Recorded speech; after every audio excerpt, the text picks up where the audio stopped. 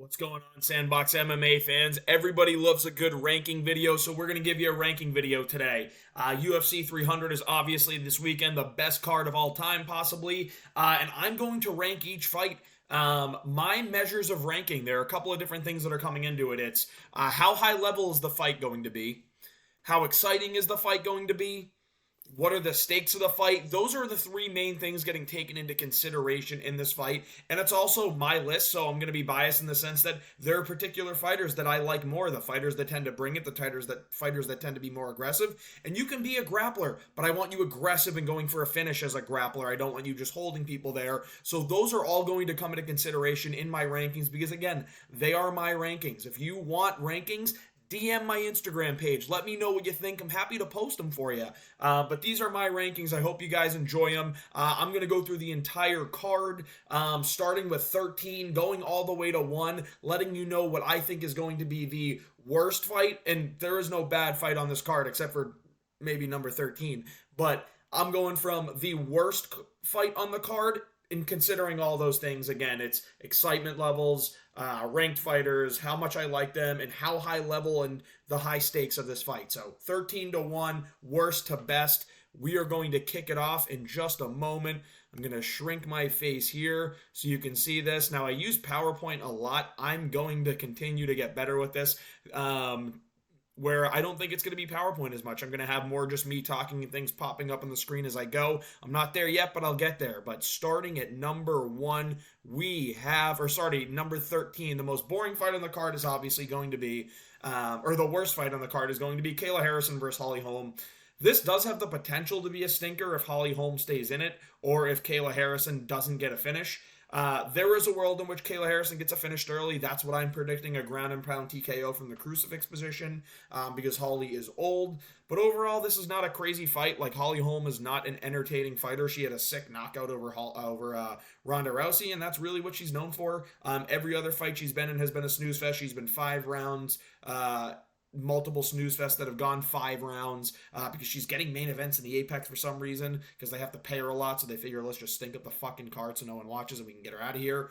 But Kayla Harrison's coming in, and there is a little bit of a storyline here. Kayla Harrison, obviously coming over from PFL, had gone back and forth with Amanda Nunes over who's the best. We know it's Nunes, but Kayla Harrison poses an interesting threat because she is very big, physical, muscular, and very dominant. But once she lost that fight in the PFL, she did lose her aura a little bit. But now she's coming over to the UFC, the 135 division. And what they really want to do in the UFC is make Kayla Harrison win. You fight a top 5 ranked fighter in Holly Holm. You get Kayla Harrison to get the win. And then she can immediately go to a title fight because I'm not, interested in seeing anyone else going to a title fight other than Kayla Harrison.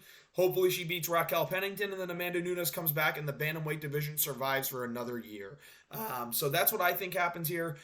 This is the fight I am most excited for. If I were to take a shit in the middle of the card, it would be for this fight because I give less of a fuck about what happens, and I'll just throw it on ESPN Plus on my phone while I'm wiping my ass. Next up on the least exciting list, this is still a pretty exciting fight because of one prospect and one prospect only, Bonacall. The reason this is 12 is because it has a guy that should not be in the UFC at all in Cody Brundage on the fight, and it's on the pay-per-view. Having to pay for this fight is a little bit sad, but regardless, the fights that are free are all fucking bangers, except for the one that we just talked about. Bonacall is a really highly touted prospect. I want to see him get a quick win here so he can turn around quickly and make International Fight Week and they can continue to build his name up. But everyone's going to tune in when you see Bo Nickel fight. It's interesting. He's really, really hyped. Like one of the more hyped guys that we've seen of recently, if not the most hyped. 5-0 right now, I think. He's a wrestler, the best wrestler that I have ever had the privilege of watching. Maybe Jordan Burroughs is in there too. But, yeah, I mean, he gets into these fights, he ragdolls everybody, he shows his skills more and more each time, and granted, these fights are very, very quick, so I think we're going to get something flashy and fun here, but it's going to be a quick fight. I think the fights as they go on, you're going to see that the fights as we get to, the top 7 are going to be fights that are going to be dragged out longer, that I think are going to be, longer wars, something that we're going to see 15 minutes, 25 minutes of hard-pressed action. I got this fight here at 12. It's still a fun fight. I'm very interested to see it. And I do want to preface this again with saying All the fights on this card are incredibly interesting. This is going to be like a revolutionary card. I would never make a ranking of the card list on what I'm excited for unless it was stacked like this. I could have done it for $299 too, but this is just another level of card. And if you're saying $299 is better, you're a fucking casual, dude. There are like a bunch of ththose prelims that were very meh fights. These prelims have main event level fights all over them. At 12, I got Bo Nickel versus Cody Brundage. At 11, as far as some of these female fights go, I think this one's going to be really, really fun. I'm actually very, very excited for this fight. I'm not bullshitting. I'm not trying to be PC. I am genuinely very interested in this fight. I think that Andrade likes to strike, and she just presses forward and tries to bring it the whole time. Even though she's not the most talented and technical, she likes to press forward and bring it the whole time. Marina Rodriguez likes to bring it the whole time too, and she is a lot more technical. So I think you're going to see technique versus power in this fight. It's going to stand on the feet most of the time. I think there's going to be a lot of strikes landed, and both of these women can land in volume, and land pretty hard. I know Marina Rodriguez tends to point her decisions out, or point her opponents to decision, but she does have some power in those hands for the strawweight division. I think that she can really let the 1-2s go, or I don't even know if they're fighting at flyweight or strawweight, but regardless, it's going to be fun. This is going to be a striking battle for a little bit. There will be some moments in the clinch, but I don't think the action is going to be lulled too much. I do think that there's going to be a lot of striking, and we're going to see a lot of punches landed, and I think that's going to be in for a fun fight. So at 11 here, I have Marina Rodriguez and Jessica Andrade.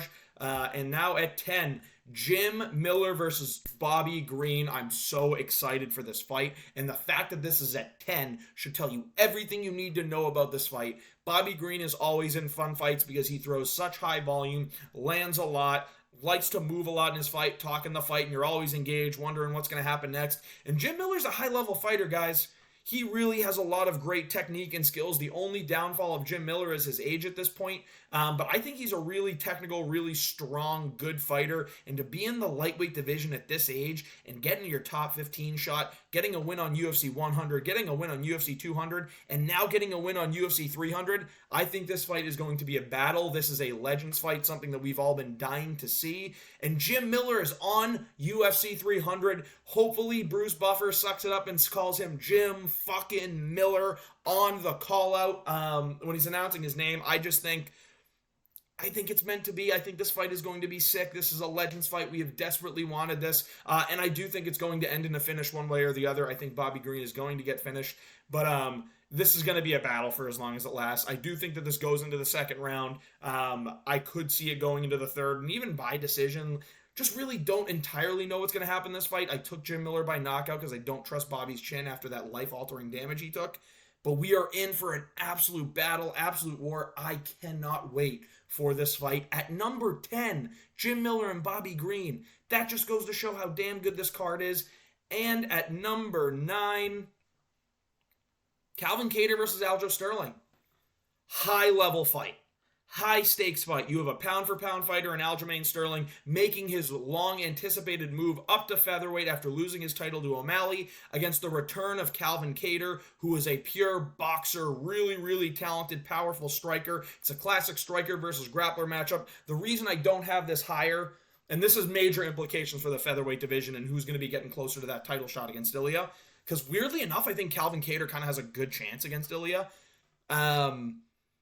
I'm super interested in this fight with it being striker versus grappler, but the reason it's here at 9 and not in the top 5 is the way I think this fight is going to go is it's going to be grappling heavy from Aljo, and I think we're going to see moments in the action where Aljo's just sitting on the back, landing pitter-patter shots, and not too much is happening for some time, and that's why I have it here at 9.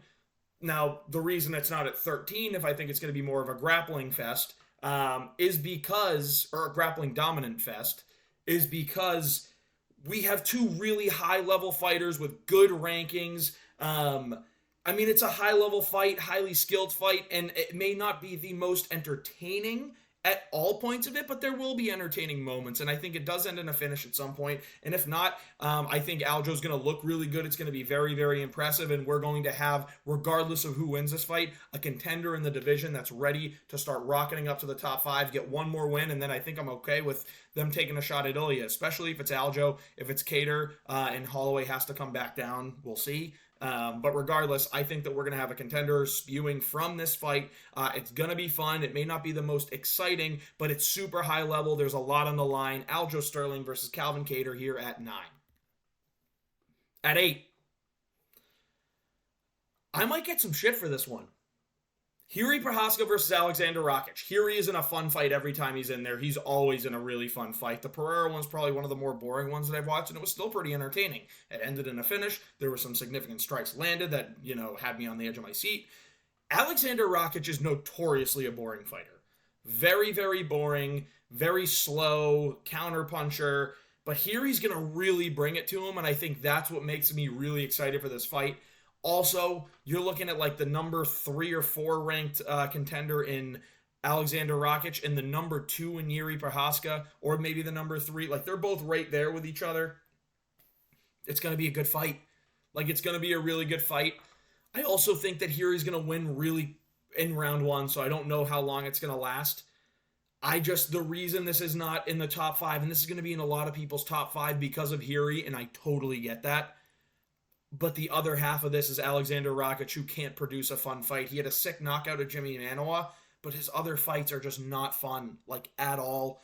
I really think that Jiri's going to bring it, and it's going to be a good fight, but Alexander Rakic was bringing it down a little bit for me. But regardless, if I watch Rakic get smoked, I'm going to be so fucking happy. I am going to be so happy if Jiri wins this fight, because he's so much better at the top of the division than Rakic is. But yeah, I mean, here at 8, this is nothing to shine about. I mean, you're above a Jim Miller fight. You're above an Aljamain Sterling versus Calvin Kattar. The reason I have this just a little bit lower, again, is because I think there is a world in which there could be some lull in the action if Rakic is dominating how the fight's going. If Jiri's dominating how it's going, it is going to be a war all the way, and this could be in the top 3. But there's also a world in which Jiri gets a quick knockout and we don't get to see such a long lasting war of a fight. It's a quick knockout from Jiri. So I just think there's too many variables that could make this fight either really short or there's a chance it gets a little slower than some of the other ones that we see. Obviously with the light heavyweights, there's going to be a lot of adrenaline going in there and they can gas out a little bit quicker as well. So I'm going Jiri versus Rakic here at 8. Might be a hot take, but this is my rankings. Renato Moicano versus Jalen Turner. I would be lying if I was saying that the call out after the fight, no matter who's on the mic, didn't matter here. Obviously, it's best if it's Moicano. Jalen Turner is not crazy on the mic, but he lets his hands and feet do the talking. He is an absolute wild, fun striker. Moicano is really mostly looking for the finish. I know there were times at Dover where he kind of just laid on him, but I think he was just genuinely rocked in that fight. He was getting some of the ring rust off, so I think that overall, this is going to be a fun fight. The reason I don't have it better on the list is because I think this fight is ending in round 1. It's either going to be a sub round 1 for Moicano or it's going to be a knockout round 1 for Jalen Turner. I just see this fight being over quickly. But again, high stakes, high level fights, 2 ranked contenders in the lightweight division that we're starting to look for new people to break into that top 5 because the top 5 guys just keep holding it down against rounds of people trying to go up there. BSD got sent back down, even though without staph infection, I do think he ends up getting the choke in round 1 or 2. And then you have Fiziev losing to Gaethje, and he lost that fight. It was close, but he lost. You have Charles that took care of Beneil Dariush, sent him back. And now you're going to get Charles versus Arman again, and I think Arman's just in that top 5, but he is a newer face up there. So we have a chance to see one of these guys really get a win and then start taking a shot into the top 5, break into the lightweight top 5. It'd be really fun to see. I think this fight's going to be fun, man. I think they both bring it. I think they both have tremendous finishing ability. They both have really good rankings, and they're both in a really fun division. I mean, and where this is placed on the card nice and early, so you're still, like, I'm just getting more and more excited as the card goes on. I got this here at number 7. Really, really fun fight. Really good fight coming. And at number 6... By the way, if Moicano wins this fight, the Mike moment is going to be the best of all time. Moicano winning at UFC 300 and having a Mike moment is actually the best case scenario. I'm just sad Jalen Turner is going to time a knee. At 6, this isn't a hot take. This is going to be a very good fight, a very fun fight between Yan Xiaonan and Zhang Weili. It is a title fight. This is a 5-round title fight, and I think we're going to see a 5-round war. And there's no disrespect to these women. I think they bring it. I think they are 2 of the more entertaining women in the division. I think Zhang Weili is the most entertaining female fighter in the game. No ifs, ands, or buts. I think she's the most entertaining fighter in the game. I think Yan Xiaonan is low-key top 10 right now in terms of entertaining. Maybe top 5. Maybe. But there are 5 fights on this card that I'm more excited for than. There just are. I think that this is an awesome high-level women's MMA fight. Really, really high level. 2 absolute monsters in their division. Zhang Weili could go down as the GOAT behind Amanda Nunes. She'll definitely be in conversation, but Amanda is the GOAT through and through. There's no one going to pass her. But Zhang Weili is going to be talked in that conversation just as the clear number 2 at one point in her career. I truly believe that. I think she can win this fight. She can go up and she can beat the winner of Shevchenko versus Grasso, and then she's really in that conversation. I'm super excited for this fight. 6 is not a bad spot for UFC 300. 6 is not this is number 1 on a lot of other cards that have been held this year. Maybe not pay-per-views. It would be 2 behind Strickland versus Duplessis on that pay-per-view. I would guarantee that. On a lot of the fight nights, I would actually put it as 1. I would have put it as 1 at the beginning of the Alan Curtis card. I would have put it as 1 on the Rose card. I would have put it as 1 on the Tybura Tuivasa card. I would have put it as 1 on the Blanchfield card. Like, all 4, it's just, it's on 300, and it's a co-main, so they're getting their respect. It's awesome. I do think it should be the feature fight because there is another title fight, but I get it. This is the real title fight. And Yan Xiaonan brings it every time. Zhang Weili brings it in every time. We're in for a 5-round war. We're going to have such a fun fight. I don't think it's going to be Joanna versus Zhang Weili. I think it's impossible for anybody to meet that, women's or men's MMA. But I think that we're in for an absolute awesome war of a fight here. Number 5. Is this a hot take? I don't think it is. I don't think it is. Cody's on a win streak. Davison came up to bantamweight and proved it against Rob Font that he's here. He still has power. He's still ready to fight. We've been waiting for this fight for a long time. I'm going to say we've been waiting for this fight for a long time. This is kind of it's not Tony Khabib, but it's one that we have all wanted for so long. And if we didn't get it at one point in our lives, we would regret it. For it to be on UFC 300 is insane. For it to open up the card, I would normally say is criminal, but this is going to get the fans right on their feet right away. This fight is going to be a banger. They're going to stand, they're going to throw. There will maybe be some takedowns mixed in, but I don't think it's going to be boring.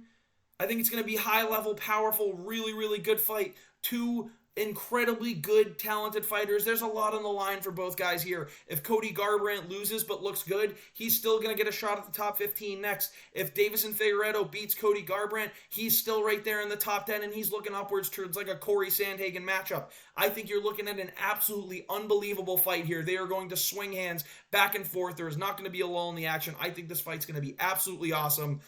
I mean, we're in for it, guys. This is such a sick card, and it's opening up UFC 300. There's so much more on the line when you're the first fight on a card like this because you know everyone's tuning in right away. I think it's going to be awesome. I'm so excited for this fight. I've been waiting for it for like 5 years, so I'm so glad we got it. I got it at number 5. Call me biased all you want, but at the end of the day, this is my rankings, and I think I'm 100% right having it in the top 5. At number 4, we got one of the most entertaining prospects I've had the privilege of watching in recent years. We got our boy Diego Lopez versus Sodiq Yusuff. Now, while I've said Yusuff I think is going to win this fight, it's a fucking coin flip, guys. This is fighting. Anything can happen. It's not like Lopez just has a puncher's chance. He has more than just a puncher's chance. Yusuff has more than just a puncher's chance. These are 2 really high-level MMA guys, 2 prospects that really have a chance to make a statement and start to rocket their way up that featherweight division that's going to start needing people filtering into that top 5 and eventually fighting for a title. As you're going to have guys like Volkanovski start to dwindle out and retire soon, because I really hope he doesn't Tony Ferguson himself. He's not. It's Volk. He's not going to do it. But you have other guys like Ortega that I don't know how long he's going to last in the top 5. You have Yair Rodriguez that proved that he has massive holes in his game. I don't think either of these guys have a massive hole in their game. I think they have incredible knockout ability, both of them. I think they both are great with forward pressure, and they're powerful.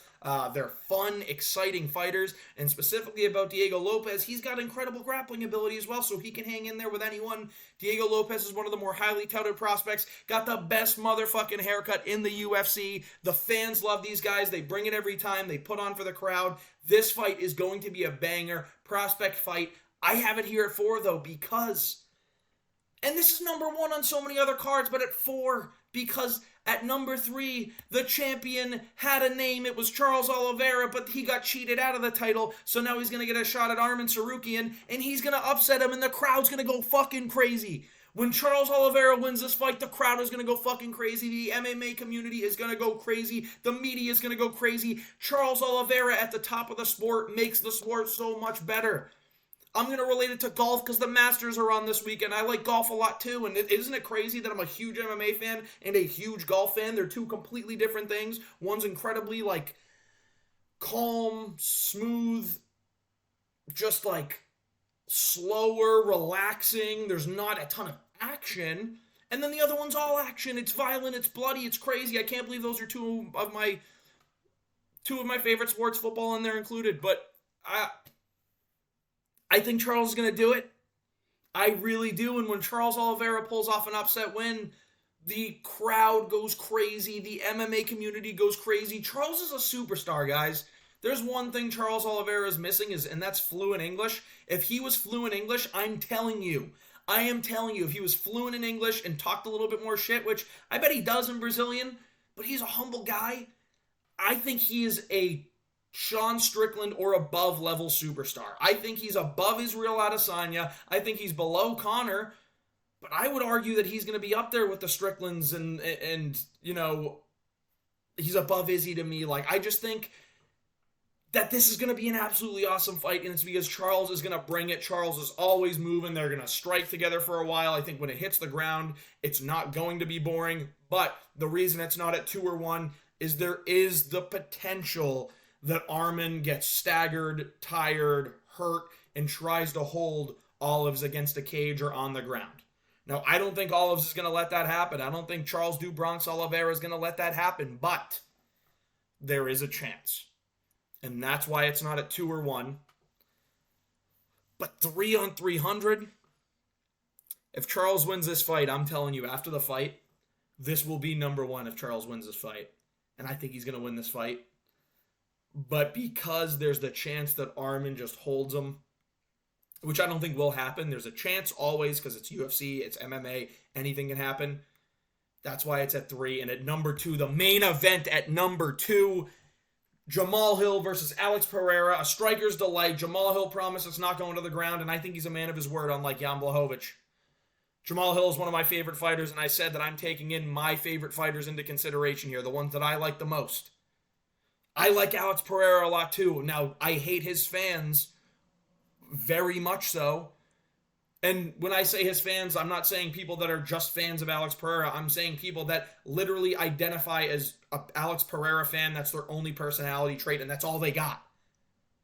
You see him in the comments, right? They think that anybody that, questions Pereira's skills against them, that person's getting flatlined. You're an idiot. You're a casual. You have no idea what you're talking about. Really, you want to know what tells me who's a casual? Is the one that started glazing the kickboxer that came in and knocked out Izzy, and that's when they got introduced to the sport. Like, he wouldn't be destroyed by a complete grappler going up. Like Bo Nickal wouldn't be a problem for him just based off the sheer chance that he can get taken down and subbed immediately. Or Hamza Chimaev wouldn't be difficult if he doesn't get out of the first round. It's crazy to me, dude. It's crazy to me how much these guys glaze this guy, but he is an awesome striker. He's a fun fighter. He's a dangerous guy. He has a super ominous presence, but Jamal Hill is that dude. He's going to bring legitimacy back to the light heavyweight division, and I'm not saying it's not legitimate. We just haven't had a long reigning champion for a long time. It's turned over like crazy since cheat man John Jones has left. So I think this fight's going to be a banger. It's going to stay on the feet. They're both super powerful punchers. I think you see both guys get wobbled multiple times, and I think this fight ends in a flatline knockout either way. I'm predicting it's going to be Pereira to get knocked out because his head doesn't move, and I don't think his chin's as tough as Jamal Hill's. I just don't. I'm going to go with Jamal Hill to win by second round knockout, but this fight is going to be crazy. It's going to be a great way to end the card, and light heavyweight has a champion once again. I'm so excited for this fight. Number 2 on the card. But the people's co-main event is number 1. Do I even need to say anything about this? I don't need to, but I'm going to. Jerome Max Holloway against Justin the Highlight Gaethje. Most combined bonuses, I think, in a fight ever. Maybe Poirier and Gaethje were up there. Gaethje has the most by himself. Holloway's been in the UFC forever, fighting everybody, the best of the best, and every fight he's in is fun. Max Holloway has never been in a boring fight. Never. He's a pure striker that has all-around MMA skills, but he knows what he wants to do. He wants to go in there and box with you and mix it up.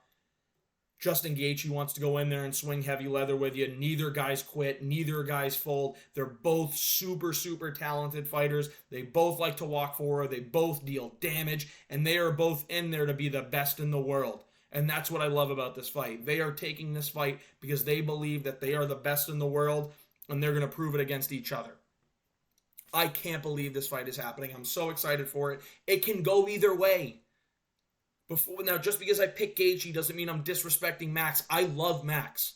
Max is the fucking man. Everything about Max is the man. The way he carries himself. The way that he speaks about the people of Hawaii. The way he supports just people around him. The positivity the guy has. How he's always happy. The way he brings it in every fight. Just his mentality about life and the game together. He's an awesome, awesome dude. Humble, stand-up, great guy. I can say similar things for Justin Gaethje. But Justin Gaethje is also one of the most entertaining fighters in the world. He brings it every time. He's called the highlight because of his knockouts. He goes in there because he wants to put people out. He said himself that he was born to fight in the Coliseum in a gladiator war when he fought Michael Chandler. And eerily enough, Max Holloway said the same thing, I think this or last week, saying that the two of them are just meant to fight in different times, man. This fight is going to be insane. I think that this could be I don't think that this fight ends in the first 2 rounds. Could end in late round 3, could end in round 4, could end in round 5, could be a decision. I think we're going to see 12 and a half plus minutes of an absolute war. I'd be willing to bet my life on that. This is going to be the number 1 fight on the night. There is going to be nonstop action all the time. Max walks forward, Gaethje walks forward, and can walk backwards. I just think that we're going to see such a good striker's delight. And Gaethje has wrestling advantage here. But Gaethje says, fuck that, I don't want to wrestle. That's boring. What a fucking animal. What a spirit animal. I'm so excited for this fight, guys. UFC 300 is this weekend, and I could not be more excited. I've been just sitting on the edge of my seat waiting. I'm watching the media days today. I am going to be watching the press conference tomorrow, and I'll come out with a video reacting to the press conference, hoping it's going to be a pretty good one. I think that it's going to be cordial between Max and Justin, and there's going to be a little bit of shit talk, just of them saying, I think I'm better, I think I'm better, but I think it's going to be cordial. I think they both really like each other and respect each other. I think Jamal Hill's going to have some stuff to say to the fans for glazing Alex Pereira so much, and I think Alex Pereira is just going to kind of troll a little bit with it. I think Jean Weili is going to have an English word in there, get the crowd popping a little bit. I think Charles Oliveira is going to say one thing in English and get the crowd going crazy. I think Armin's going to act like an arrogant prick, and Charles is just going to tell him to calm down, quit being a little boy. Bo Nicol, I'm interested to hear him on the mic too. And then, I mean, this is a massive press conference. There's so many people on it. The one thing I'm hoping is that Dana White doesn't cut this one short after 20 minutes. That after 20 minutes, he doesn't go, all right, guys, good night. And the actual other thing that I hope is these fucking reporters, dude. These reporters are the worst in any sport. The other ones try and bait you, like basketball, football. They all try and bait the players into saying something non-PC, something that's going to get them in trouble down the line, or something that people can get a quick quote on and just have the world try and cancel them. They don't do that necessarily in MMA unless you're in Canada and trying to do that to Strickland, in which he'll shut you down and Dana will shut you down and the world will rally behind him. But they're NPCs in MMA, dude. They're asking about the weather. How awesome's the city? Dana White, I have a question. Are you coming back here this year? Duh. They all sound fucking stupid, too. They all sound like they've never been in a fucking art class. They've never been in a fucking English class, a discourse class, anything like that. They sound fucking stupid. They ask boring NPC questions. Fire the fighters up. Get them to go at each other. Build some hype. You're there to ask questions to build hype. Build fucking hype. Don't ask the same stupid, boring questions that you know the answer to. Build hype. Get them fired up, because I'm so sick of these guys just asking these boring, lame questions. It's not the fighters that are making this boring. It's not even Dana White that's making this boring. It's the fucking interviewers and the media that are asking these lame, stupid questions, making this boring. Step your goddamn game up. Step your goddamn game up. UFC 300 this weekend, April 13th. I feel like I'm spitting all over the screen. I'm so excited. Make sure you tune in. You can buy the pay-per-view on ESPN Plus. I'm super excited. Top to bottom, I'm sitting down, glued to my seat, watching everything, the whole fight, and I'm going to be reacting to all of them. I can't wait. More content to come. Please remember, if you enjoyed the content, like and subscribe.